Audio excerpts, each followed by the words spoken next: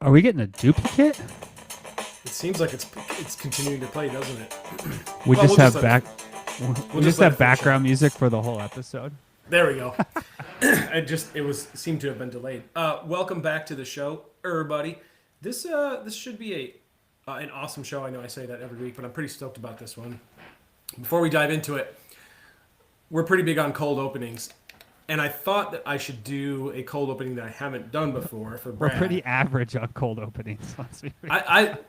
I think we're above average. So I have a couple of questions here for you that I want to God. ask you. Okay, these are science-based questions. And I think these are probably going to be softballs, but we'll see. So, in fact, I know most of them are. But Bradley, what is the only fundamental force that can both attract and repel? Electromagnetism? The electromagnetic force is correct, sir. Good job. Question 2. This is chemistry. What element has the highest melting point of all naturally occurring elements?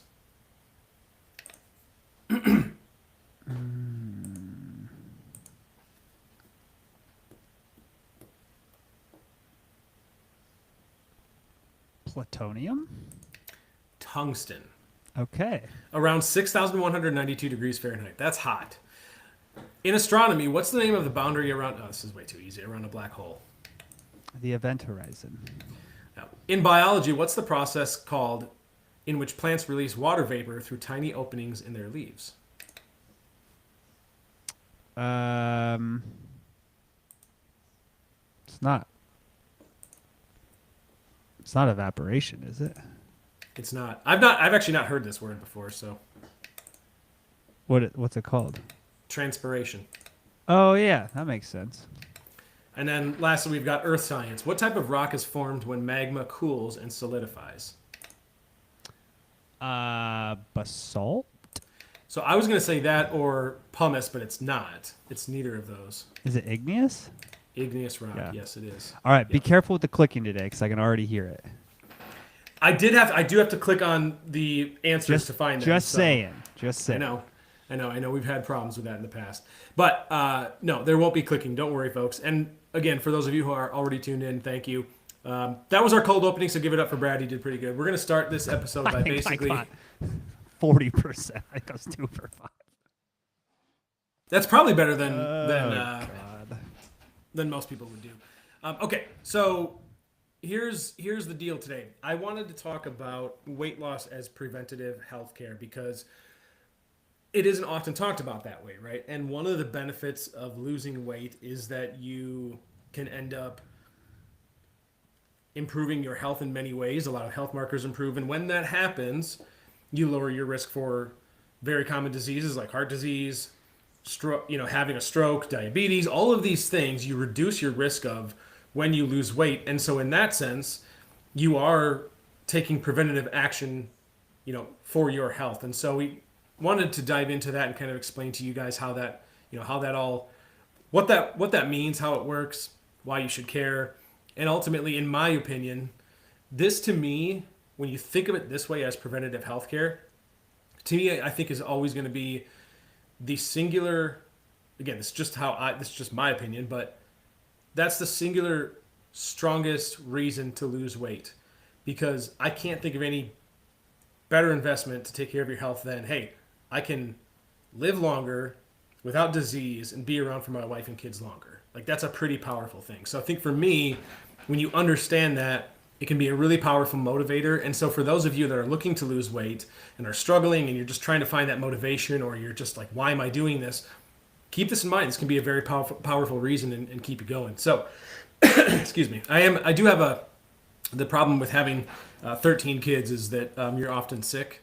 And so I am sick right now. So forgive any coughing or sniffling that I do throughout this episode.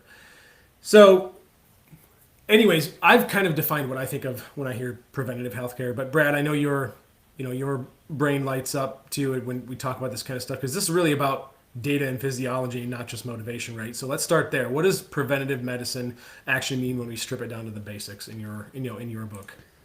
I mean, like, definitionally speaking, it's really what can you do to prevent diseases or illnesses from occurring that you have control over, right? So there's things that are completely unpreventable. Like, I think it's the fact that I'd have to go double check the data, but like 50% of cancer occurrences are completely due to random chance, right? Like, it's not really controllable environmental, like, it's probably, there's some environmental there, but like, it's just true random chance due to mutations from genetics, right? And then there's things that are like preventative. For example, we know that you can prevent certain types of like illnesses and infections by not engaging in like certain behaviors, right? Like your chance of getting things like hepatitis B, if you are not an IV drug user and you don't have like other lifestyle choices that increase your risk, like those are all technically preventative. When we talk about like chronic disease and a lot of the things that drive most of the leading causes of death, reductions in quality of life, increased costs of healthcare expenditures, those are also generally preventative or delayable. And so a lot of that comes down to body weight, body habitus, and lifestyle choices. And so we know things like maintaining a BMI in the quote normal range, and we can have a discussion about the pros and cons of BMI later. But we know that for every reduction of BMI unit, your disease-free years goes up, right? So the amount of years you live without a comorbidity of hypertension, hyperglycemia, hyperlipidemia, diabetes, cancer, cardiovascular disease, early onset Alzheimer's, like all those things, you have more disease-free years every time a BMI number goes from 31 to 30, for example.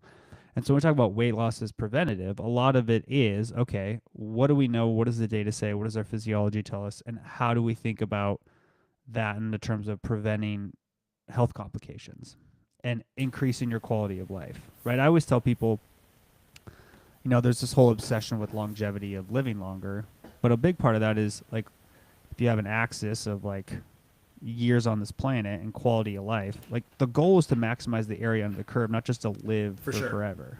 Yeah, for sure.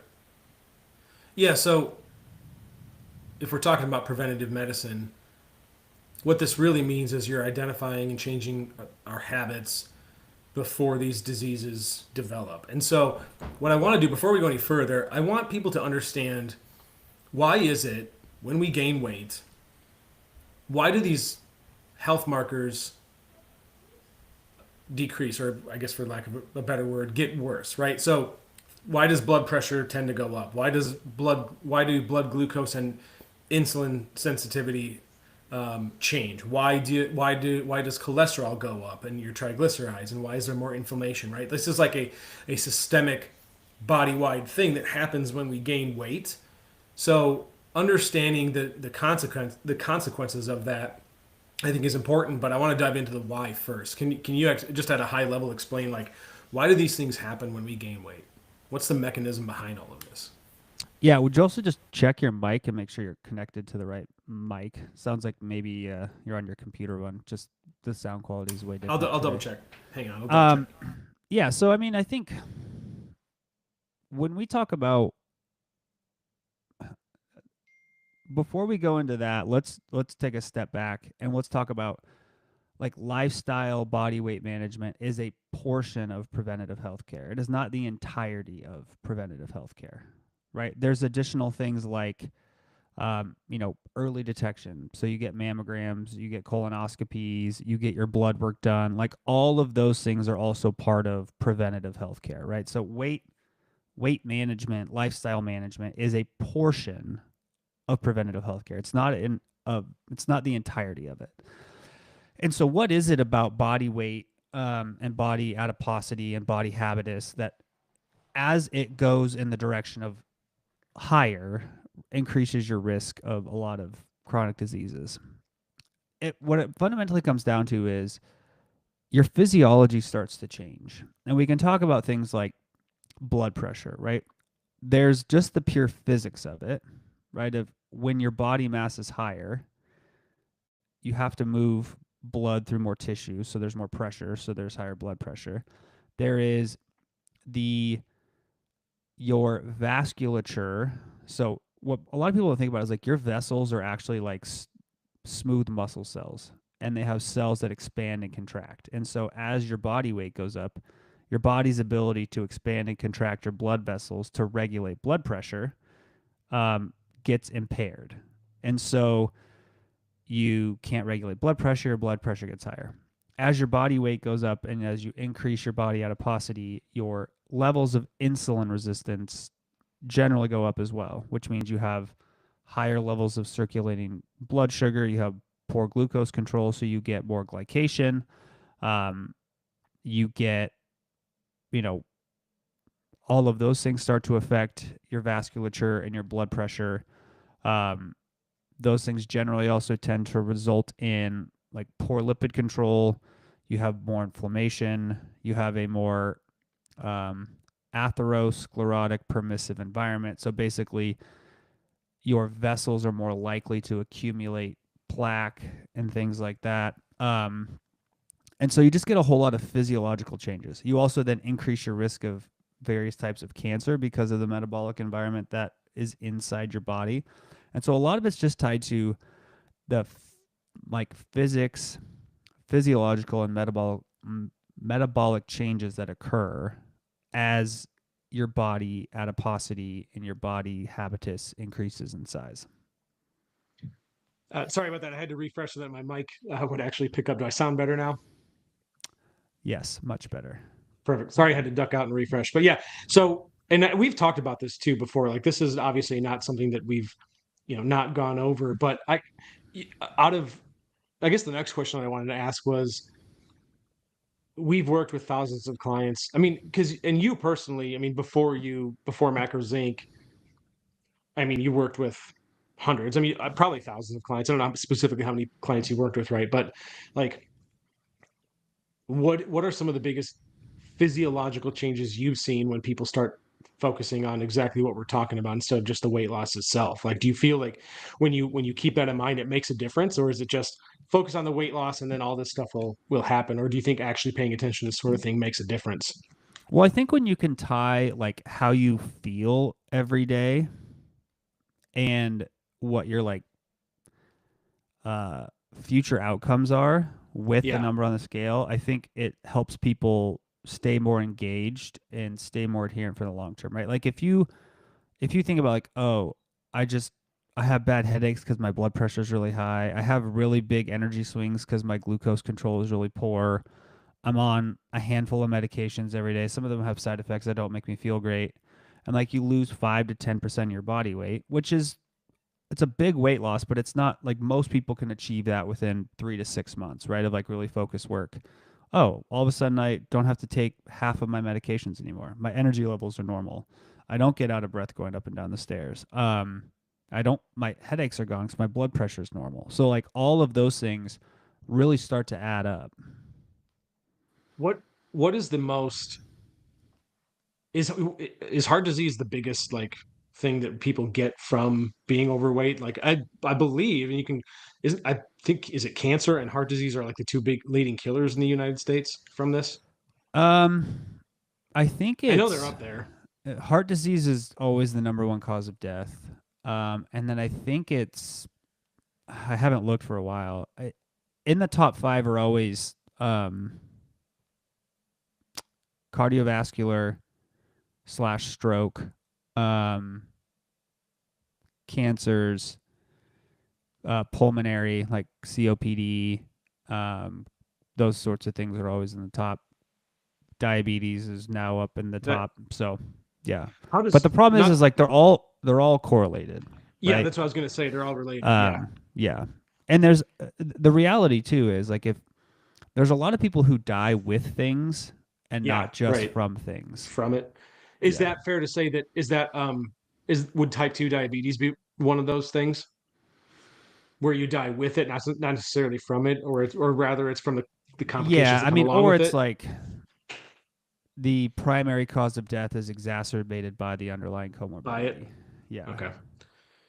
Do we, and I think, also one of the things that we probably shouldn't be overlooked, I'm not necessarily saying it is overlooked, but like joint pain, mobility loss are huge. Like when Yeah. that happens, your risk for dying soon, sooner goes way up. I know that much. And then you've got, your cognitive decline, and I think even risk for dementia goes up too. So it's not just, physical, it's mental as well, right? Like there's other factors at Yeah, I play mean there. it's all interrelated, right? I Yeah. mean, if you carry extra body weight for decades, your risk of arthritis goes up and the progression of arthritis goes up, which Yeah. means you move way less, which means your ability to regulate your body weight is poorer. Your ability to regulate your like levels of glucose control is poorer. That increases your risk of cardiovascular, cancer, stroke, Alzheimer's, etc. And so all of those things, it's just such a like feed forward cycle, right? Yeah. And the way I think of it, and multiple people have said this in our community, is they when you think about preventative healthcare in this way, it's like I can invest now and pay money for help from somebody, as opposed to racking up potentially thousands of dollars in medical bills to help solve an issue that years ago I could have prevented if I'd just taken the right steps, right? So as as we think about these preventative measures, that's what we do, right? I mean, we help with that. Like ultimately, I know people hire our coaches, and the things that we provide for people is ultimately, um, well, for a lot of people, it's about wanting to lose weight and look better. But when you do that, you do add years to your life, right? So if you think about it as sort of an investment of your overall health, not just looking better and feeling better, but your health markers improve, your longevity can go up, and your health span. Let's talk about that real quick before we move on, though. Can you tell us, like, there's obviously a difference between lifespan and health span. How would you eloquently put that difference and sort of explaining what health span is? I mean, we kind of talked about it at the opening of the show, right? Health span is basically the amount of years you live and can do the things you want to do in your life, or you're disease free, right? There's like technical definitions, I'd have to look it up, but maybe health span is like the total number of years you live disease free or whatever it is. But the reality is, when your body is capable of doing at least some of the things you enjoy and can do versus when it can't, Yeah. Yeah. right? And I think, one of the conversations I had with a client a long time ago is he was like his sole focus in life was pretty much just like, I want to become super wealthy, right? Like that was just his goal, which is great. Like if that's your sole goal, go do Hmm. it, crush it. And he was like really struggling with his body weight. He's like, it's just really hard for me to like prioritize this because right now I'm working so much and like this is my main focus. And I'm like, hey, totally get it. If we actually though, like let's look at this from a different perspective. If you're indexing like your top core value in life is your net worth, do you want to know the greatest ROI you actually have? It's time on this planet, right? That's a good point. So Yeah. like if you live to 60 and die of a heart attack versus if you live to 80, like if you live till you're 80 and you give yourself an extra 2 to 3 compounding cycles, like that's probably where you're going to make all of your money in life. Like let's say you accumulate, I'm just going to make up a number, 20 million bucks by the time you're 60. Well, if you live till 80, it's probably going to be worth 80 million. Yeah. So Right. like the number of years you have is actually the biggest ROI you have. Now, additionally, like if you look better and you feel better and you have more confidence, your ability to like be successful in your career and make deals and get on planes and go golfing and take clients hiking, like all of those things get better. And so I think a lot of times, like it's just understanding the perspective. What's your personal goal as far as the age you want to get to before you hang up your basketball shoes? Never. What's the oldest person you've played basketball with? Oh, Been any 80 late. year olds balling, hooping? I don't play with that crowd because they always play at like noon in the middle of Oh, the day. it's But odd there's times. like, Yeah. when I play early morning pickup, there's 60s. Yeah. Okay. Yeah. And some of those guys are still out there crushing it. I Still mean, they're moving not good. like Yeah. dunking it off the backboard, but like, dude, they're out there Yeah. moving. They're running up and down the court. They're getting to their spots. They're knocking down jumpers. Like, Do you think Michael Jordan could still dunk a basketball? Have you ever spent time around somebody who's like 6'7", 6'8", 6'9", 6'10"? No, not really. It's so wild how much easier it is to dunk a basketball at that height. Well, you don't have much. Like if I You was don't have very six far to seven, I jump. could probably dunk a basketball until I was 80. Yeah, I suppose you don't really need the athleticism at that point when you've got the when you've I got the mean, you height. just need a very baseline level of athleticism. Sure. Yeah. Yeah. Yeah. And you've got. But speaking of playing though, when you're older, I mean, obviously, I think it's cool for you. You've got a little man now where you get to go through the pleasure of probably coaching him, helping him learn it, and then when he's old enough, you'll be hooping with him, right? So that's pretty cool. I think that's something you're going to get to look forward to. We'll be hooping until the first father son fight breaks out, and then we'll stop playing together.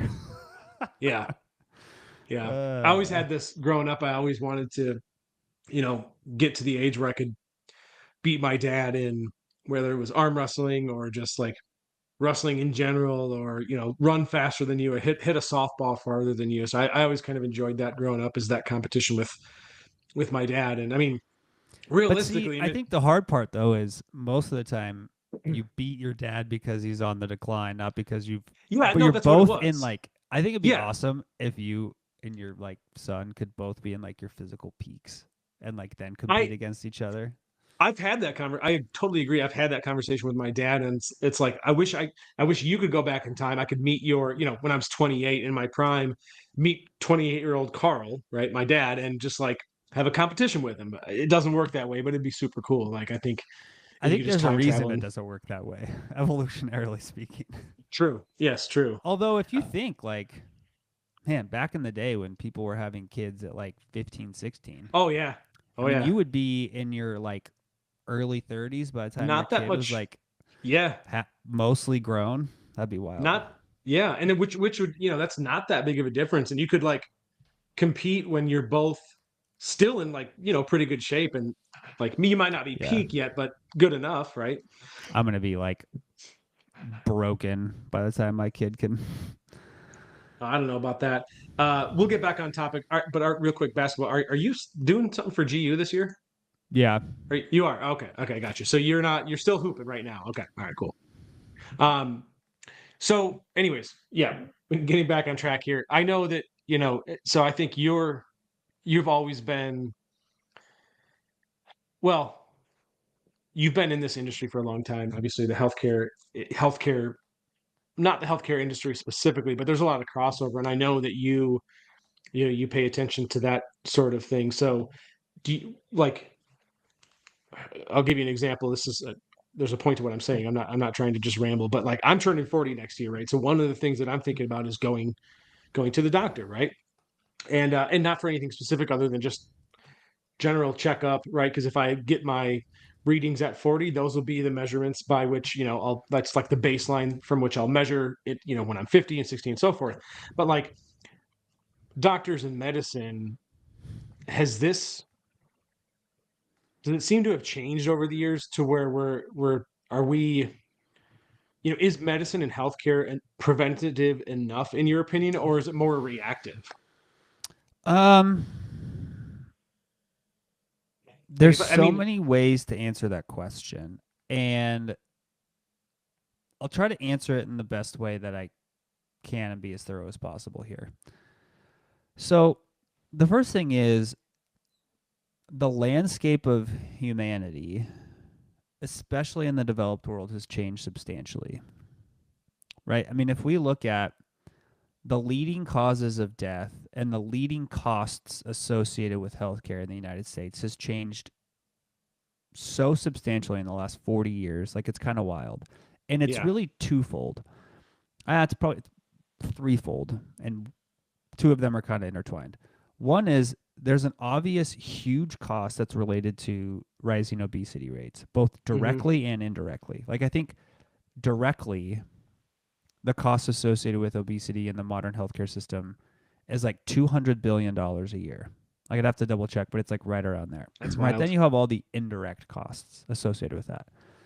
That big shift has, I mean, it's changed, um, you know, the insurance model. It's changed how we can perform surgeries, right? Like orthopedics. It's changed all sorts of things.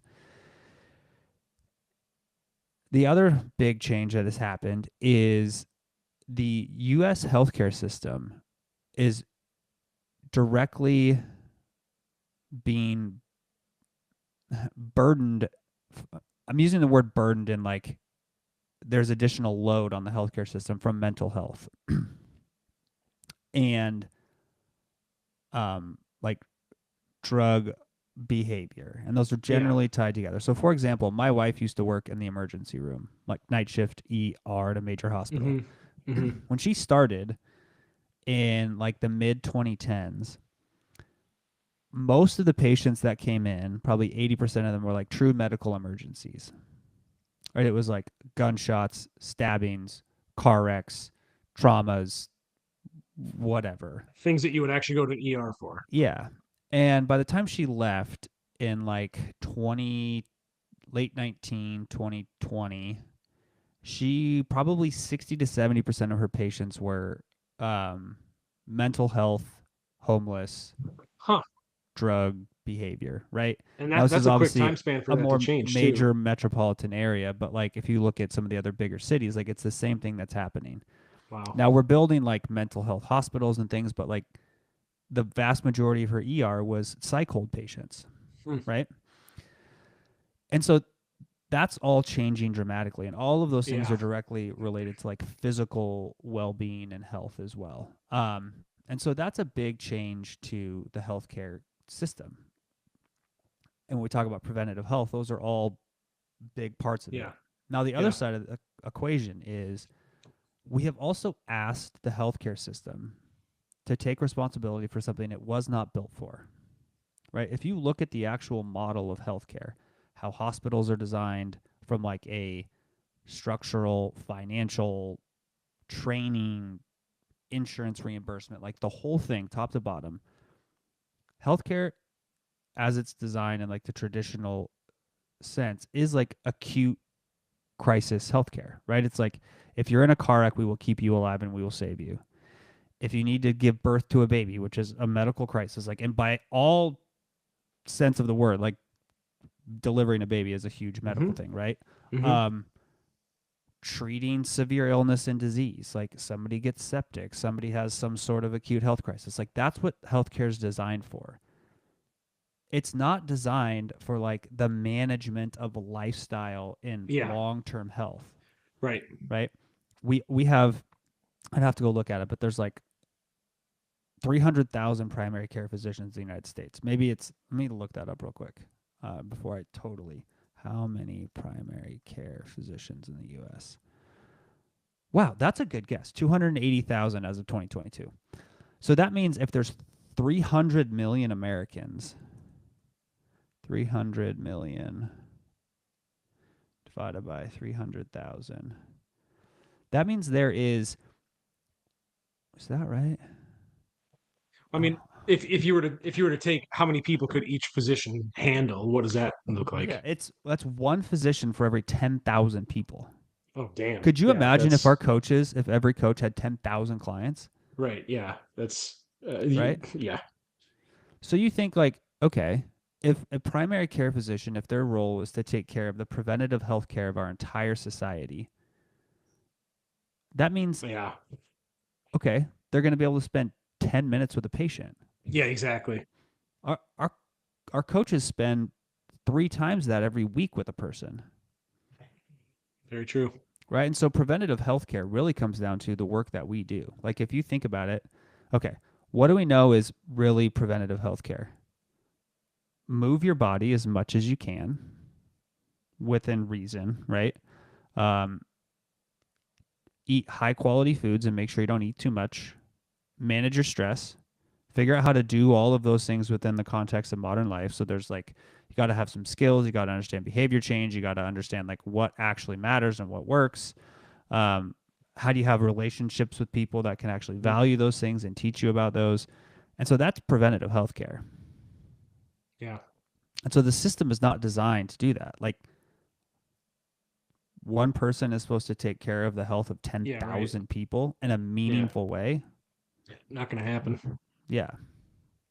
Yeah, that's a really interesting way you put it too, because when you think about it that way, yeah, it just really and thing that blew my mind too is when you said about your wife having started around 2010, I think is when you said, and then by 2019. So I mean, basically within the span of 10 years, the type of people coming in changed. That's not a lot of time. Like that happened quickly. No. Like why do we Yeah. think what was it about those 10 years? There's a whole lot of reasons. Because A that's lot of them crazy. probably are not relevant to this show. Like there's But there's political, there's economical, there's sure, socioeconomical, yeah. there's like there's so many reasons. And but what's been really interesting is obviously during the COVID from 2020 to 2022, there's a huge shift in healthcare, and it's never gone back. Like it's still the same. Like that was a very large change in healthcare, right? Yeah. And I wrote an article on this. I don't know if it's still up, but maybe I can share it with the group at some point. But there was kind of this whole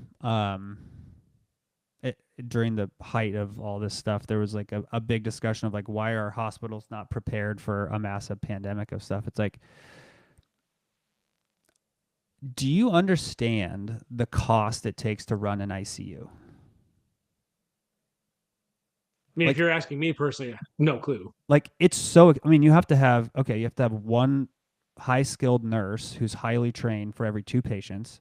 You have to have physicians. You have to have ungodly expensive equipment, like insanely expensive. It's probably, I don't know, I'd have to do the math, but like 10 to 20 grand a day per room just to like run the room, not including Holy all the crap. interventions, like all those things, Right. right?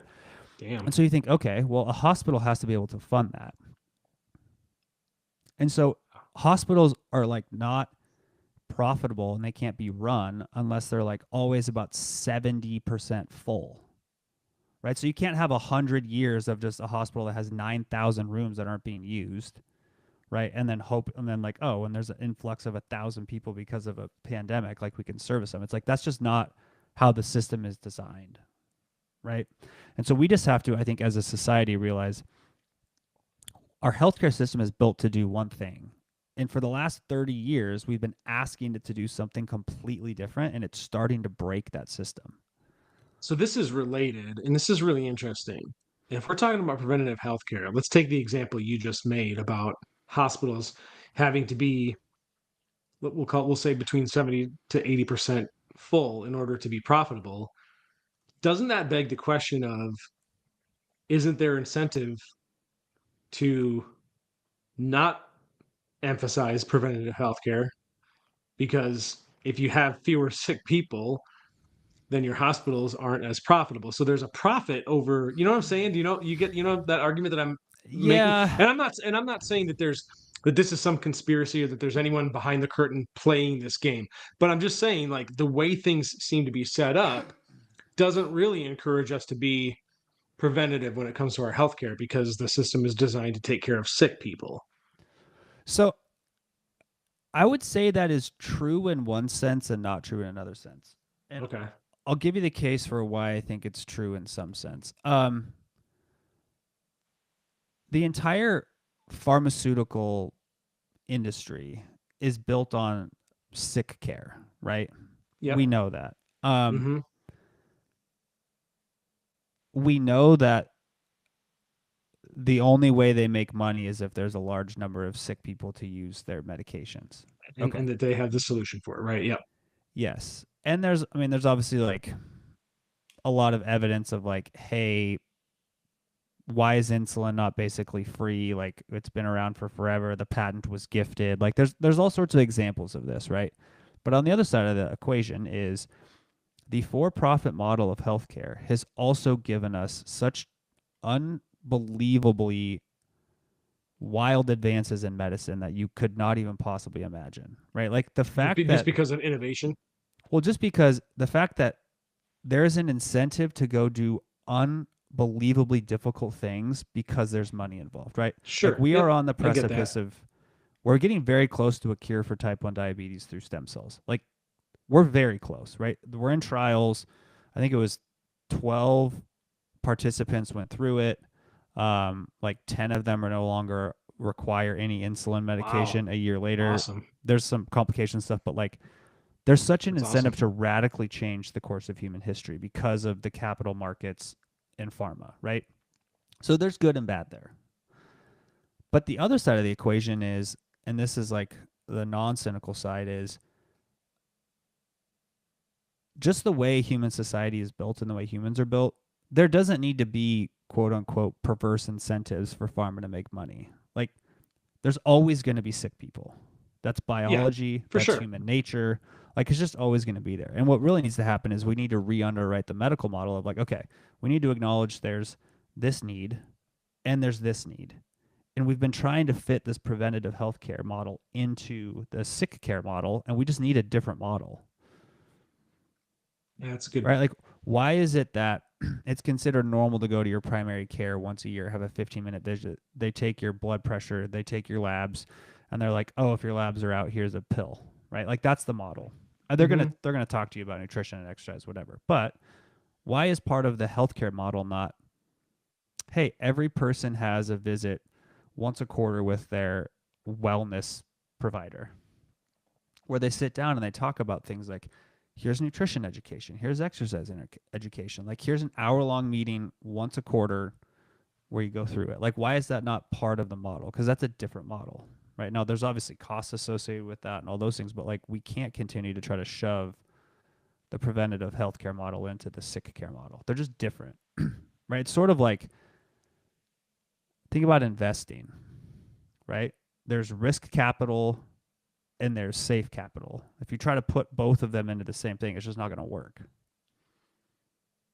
It's interesting too what you said about just backing up a little bit before we move on to the next thing. But the type 1 diabetes really has me. Have you been following that closely or just kind of passively? Yeah. Um, if that's the case, it makes me wonder. Okay, what other types of diseases can we solve? Can we I mean, cure? we solved slash cured a lot, right? Smallpox is no longer a thing, Yeah, yeah, realistically. yeah, A yeah. lot of I'm just infectious diseases are no longer a thing.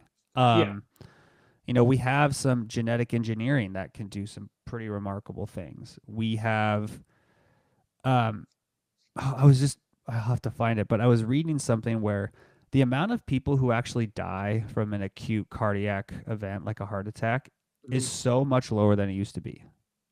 That's good. Like, it used to be if you were having a heart attack, it was like a 90% chance you're going to die. Now it's like if you get to the hospital in time, you're probably going to survive. Yeah, well, that's good. Yeah, and I always come back to the question too of because my brain loves this AI stuff is like, okay, cool. How much is AI going to help us in this area too and accelerate our healthcare? So different topic for a different time, but still, I just it's one of those things that I think about. Getting back to the topic at hand here, because we got about 20 minutes or so left. Um, you know, we've talked about a lot of good stuff so far. I mean, we've talked about reducing our risk for certain chronic, diseases, but I think self-efficacy is also very important that and we've sort of alluded to this, but yeah, you have to have control. You have to believe that you have control over your own health, right? And I think when people realize this is one of the great things about coaching, in my opinion, that we help people with is when you realize that you can improve how you feel, just by changing your habits. That's when people really start getting start seeing the light at the end of the tunnel, right? And it really changes things for them. So, like, I mean, for example, I mean, we've had clients say, like, have you ever had someone tell you, like, I didn't really realize how crappy I felt until I started feeling good again. Like, I forgot what it's like to feel good, Mm-hmm. right? Like that happens all the time, right? So I think that when that light bulb goes off about, oh yeah, I really do have more control over my health and my future more than I thought, that's also just as important. And I think people have to really believe that you have to understand that you do have control over these things. So when we're talking about preventative healthcare and living longer, it's like it's not entirely up to chance. It's a lot of it is still you have a good degree of control over that, right? So But yeah, so I mean, so for you, can you like any examples you could think of where whether it's, maybe have personal anecdotes or someone that that, you know, kind of experience that mindset shift, and when health becomes about quality of life instead of just a number on the scale, right? Like, does any examples come to mind for you? Can I answer this question in a little bit different way than you're expecting? 100%. Okay. So going back to like the first thing you said about at the opening of this was about self-efficacy and people having control, right? Yeah. This is as I get longer in the tooth in my career and we work with more people and I see things come out from our clients more and more. This is one thing that I am becoming more frustrated with in general at the industry Okay. and more excited about from the work that we do. And it's related to the central idea you were talking about. A lot of the messages that we see in social media, advertising, all these things, they try to take agency and self efficacy out of the hands of people Hmm. and tell them there's something wrong with them and something's broken, the world's against them, all these things. It's like, oh, you have a hormone problem, you have this, you have this, you have this. And what it really comes down to is you actually have control over a lot of this. Hmm. And it simply comes down to how do you reframe how you think about the problem, how you place value structures around this, and do you believe that you are the type of person who can do this? Hmm. And those are two very different messages. And I think that's a huge part of it. Right? Like imagine if you go to tie this back to preventative healthcare. Imagine you go to your physician's office. You get your, they do your blood pressure, they get your labs and they sit down, they have a conversation. They're like, "Hey, here's what I'm seeing. Your blood pressure looks higher than it should be for somebody of your age. Your body composition is probably in the higher risk end of things. I'm seeing some concerning things in your blood work, like your blood glucose is a little bit high. Your blood lipids are a little bit high, right? What this is telling me is right now where your body is at, you're in a high risk category for a lot of things. Hmm. But I want you to know that all of these things you actually have control over. And there's a couple options we have, right? One is we know that with probably 5 to 10% of weight loss, an increase in physical activity, and like developing some nutritional literacy and understanding your energy balance and improving your food quality a little bit can probably bring all of these things into where you're into low to moderate risk category in about 6 months. I'm not asking you to go run a marathon. I'm not asking you to go to the gym 7 days a week. I'm not asking you to go on a crash diet. It's just let's talk about some things we can change. Like let's start walking more. Let's start paying attention to how many calories we're consuming. And let's try to make like physical activity a bigger priority in your life. Like, is that something we can do for 6 months? Also, in the way you laid it out like that doesn't sound like a monumental task, right? It Yeah, sounds like right. just small changes. So your health provider, healthcare provider has that discussion. They go, or there's option two of right now you're in high risk of these things. My other option is I can give you a bunch of pharmaceuticals that will help reduce your risk by lowering your blood pressure. Basically, what we're going to do is we're going to reduce the amount that your body constricts your blood vessels through medicine, so your blood pressure is not as high. I'm also going to give you some medication that stops your body from producing cholesterol, which will lower your overall cardiovascular risk. Like those are kind of our options, or we can do a combination of both, right? Which of those gives somebody more control over their life? Which Yeah, I one mean, actually obviously, teaches self-efficacy? right. Yeah. And so I think like, obviously as a physician, when you think about managing risk, like the pharmaceutical intervention is definitely a layer to that. And depending on where somebody is on the risk curve, like maybe that's the go-to option for now. But it's more of like, okay, how do we teach people these things? Right? And how do we have conversations in a constructive way and like, hey, here's how we think about this, not like, hey, you're overweight, you're bad, we have to give you medications. It's like, no, let's talk about like what we actually need to do to move the needle. Yeah, so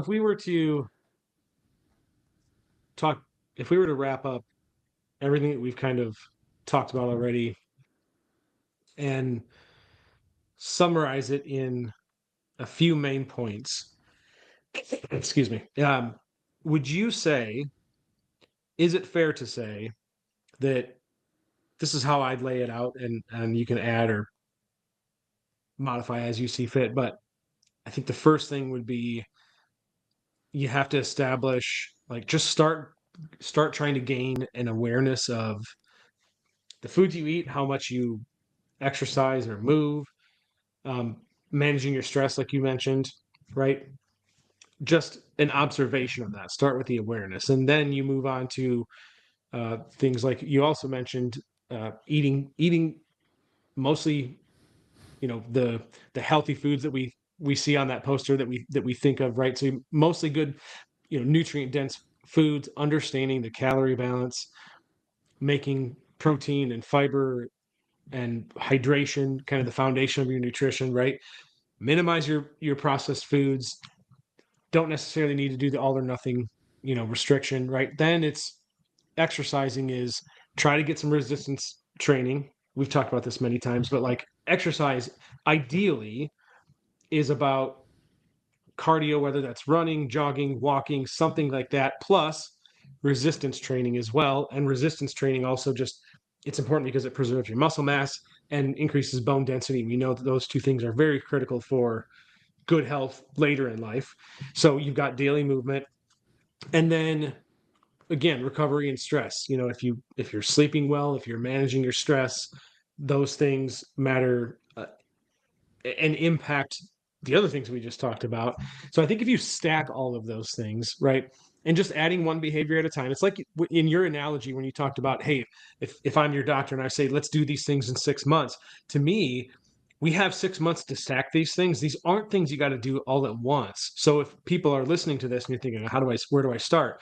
It's just tackling these things one, kind of one thing at a time. And over time, they all now you've gotten really good at all of them, and now this has become your life, right? And I know that sounds simpler in theory than it probably is in practice, but like essentially that's what our coaching tries to do, right? That's what we try to help people personalize this process, stay accountable to all of that, and then to turn those all of these concepts into lasting habits. That's our ultimate goal, right? But I mean, I think that in a kind of a nutshell is how I would, summarize this. Would you agree? Would you add anything? Would you say anything differently? I would also add the perspective that I think a lot of times people think it's a much bigger task than it actually is. Yeah, Right? I'm not absolutely. downplaying how like weight loss is tough. Like it's really not an easy thing. It requires a lot of just life change. But I think a lot of times people assume that in order for them to see meaningful benefit, like they have to go from where they are to like stage ready physique competitor. It's like Right. 6 months of just focusing on the process of like, can I walk more? Can I eat better? And can I manage my calorie intake? Like, just 6 months of that will fundamentally change your health trajectory in your life. So once again, it's the process, right? Yeah. And it's just committing to doing things a little bit differently consistently for a long time. Yeah. Yeah. Yeah. So maybe just an actionable thought here or an actionable thing someone can do, but like, what's one, how can someone start, small today and build that momentum without feeling overwhelmed? Like if somebody says, Brad, what's the one thing I can do today? Like, what would you say? I want to get started on this journey. Give me one thing.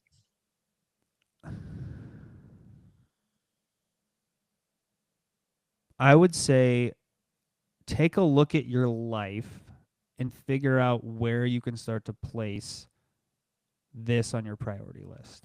And by this, I mean it's making your lifestyle a priority.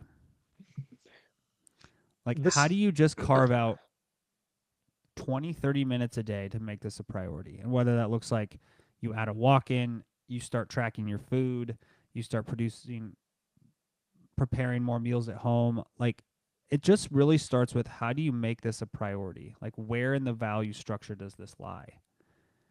And I think that's a huge part of it. I was writing something down because I think your idea of your recommend basically what you're talking about. When we talk about priority and time, I think sort of a time management, priority management thing. That would be a good thing. We could do a podcast episode on that, and I think would be super valuable because, I mean, let's face it, a lot of people one of their biggest hangups is I can't find the time. I struggle to find the time. Now's not the right time. Right? That word comes up a lot, and it really comes down to time and what you prioritize. And like, there are ways that you can prioritize different things and shuffle around your day and find free time and free up things. So there's a lot of things you can do to help with that. Yeah, and I think it's also important to acknowledge that you're probably going to have to give up something to prioritize it. Like it's not Mhm. like, oh, you're Yep. just being lazy and you're not prioritizing. It's like, no, your life is probably very busy and very hectic. And Yeah. you're gonna have to give something up, but is giving that up worth it to having 30 years in a And better body that you're living that's in? the thing, right? Is I think what we as humans get so, caught up in is we want to have our cake and eat it too, right? And it's doesn't really always work that way. So it's like it does come down to, is the thing that I want to accomplish, am I willing to give up what it will take to get there, or do I just, right? Like that's what I think it comes down to. And you're right, because you are gonna have to sacrifice something. Well, I think also like as humans, we're also loss averse. Like if you go look at the economic literature, Yes, like we're people more loss hate averse than losing what a we can gain. dollar. People hate losing a dollar more than they like gaining $10. Like it's probably not Yeah, that extreme. I'd have which to is like why you don't like to gamble when you're in Vegas. yeah. But like, and this relates to what we're talking about. People like giving up your happy hour, your hour Netflix, your Yeah. whatever is taking the place of this, like that immediately has loss. Hmm. And now you're trading it for something that you're hoping in 6 months I have a That better doesn't. life, right? Yeah. And I think Right. that's hard. Like that's a Yeah. hard thing for people to be like, oh yeah, okay, I feel this way because of X, and Yeah. it takes you a while to develop the habits to do that. It's interesting. Do you think that's more about just like all of a sudden there's this gap in my life that I really want to fill with something immediate, and when I can't, I'm more likely to go back and just fill it with the thing that I just took out, right? Like there is that, like Yeah, we want that gratification, that immediacy. It's a very powerful thing that we seek. yeah. I mean, I think about that Yeah. in my life right now, right? Obviously, my days are, especially like Monday, Tuesday, Wednesday. My wife works at the clinic and she doesn't get home till late, Yeah. so it's like, I've got to try to run a large portion of Macros Inc.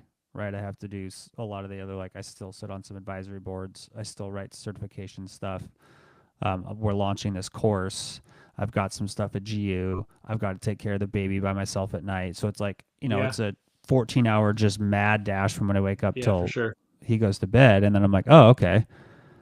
Well, like then going to the gym is like, oh god, Yeah. right? It's like, Yeah. man, How are if you I supposed could to just fit have that? 30 minutes to just sit on the couch and just scroll through my phone and not look at anything, like the like Yeah. mental relief that would give me is great. But it's like, okay, like I feel it, like I feel how people feel, Yeah. and so I get it. It's not easy, but that's just part of like you've got to learn to develop those habits and kind of grease that groove. Is your wife did you say, so is she working 12-hour days, 14-hour days? How long is she No, she working? works 8 to 7, 3 days a Okay, so week. I mean that's Yeah, still a long that's still a long day though. I mean and I bet she's, after she gets home, I'm sure she's tired as hell too. Like I can yeah. imagine she just wants to come home and just sit down. So yeah, I get that. It ain't easy, man. So is there anything else you'd add before we wrap up the show? Did everyone find this helpful? I hope so. You guys can drop a comment. No, we didn't really have any comments in this episode, although I suppose we didn't really ask people questions. My bad, but I hope everyone enjoyed the episode. Is there Do anything I you have would add? anything more to add? I could tell Yes, you something to add. I think go ahead. Yes, go ahead. the course launches Yes. on Saturday, and Why should people enroll in that, and what is the benefit they will receive? because you get to hang out with me, that's the only reason. Maybe we did get a comment. Um, no, so I mean, like, obviously I've written a lot of content over the last 15 years of my career. And one of the things that I'm really focused on now is how do we take all the information that we've accumulated on the scientific literature, plus what are all the things we hear in like mass media, and how do we help people filter out like what is true, what do they hear, and then what do they need to know, and like how do we put all that together, and then how do we layer on top of that, okay, here's all the things you need to know, and then how do you get yourself or other people to actually do the things that we talk about in this episode. So the whole course is, it's called the art and or the science and art of nutrition coaching, and it's really built on here's the core fundamental principles we know, and then here's how you actually translate that. And so we go through, you know, the curriculum is very in depth and intensive, but not like it's not so deep you can't understand it. It's just very thorough. So we kind of go through like, here's how your body works. Here's how you process nutrients. Here's what you need to know. Like, what are the truth about nutrients? Here's what we know about food in the modern environment of like what dictates how much you eat. All right. So we kind of like, we loop in a lot of the stuff we've talked about in this show. Like, you know, the concepts in the hungry brain, we bring Yeah. into it, the concepts about like NEAT and energy balance and all those things. We talk about things like set point theory of like, why do some people Hmm. struggle with losing weight more than others?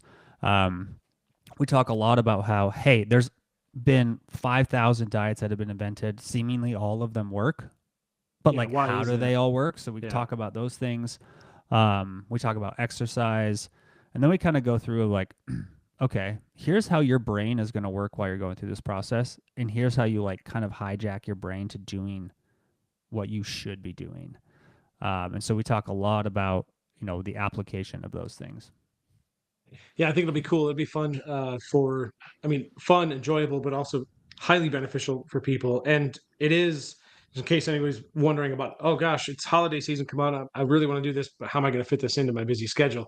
It's self-guided, right? Like it's great. So this isn't you're not in there under any time constraints, so you can kind of go at your own pace. But I think it's going to be very You know, beneficial for that people. week between Christmas and New Year's where nobody actually does anything, like you can just sit on the couch with your laptop and you can learn. Yep.